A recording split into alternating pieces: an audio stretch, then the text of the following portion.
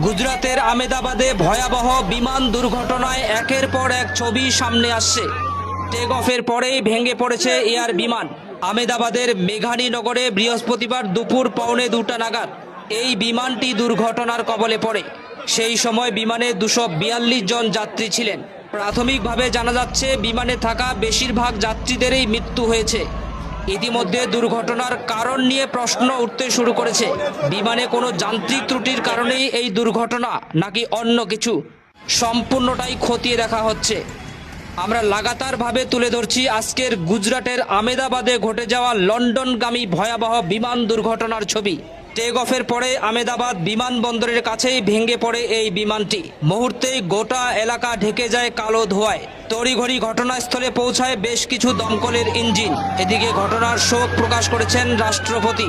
এই মুহূর্তে আমরা দেখাচ্ছি ভয়াবহ বিমান দুর্ঘটনার সেই ছবি। আজ দুপুর 1:45 নাগাদ এই বিমান দুর্ঘটনাটি ঘটে। 242 জন যাত্রী নিয়ে মাঝ আকাশ থেকে ভেঙে পড়ে এই বিমানটি।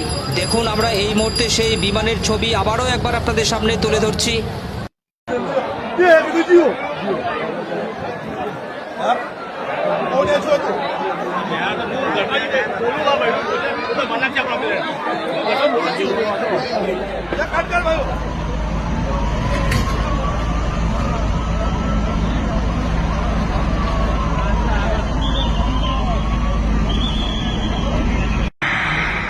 लंबी सवारी कितनी થઈ ગઈ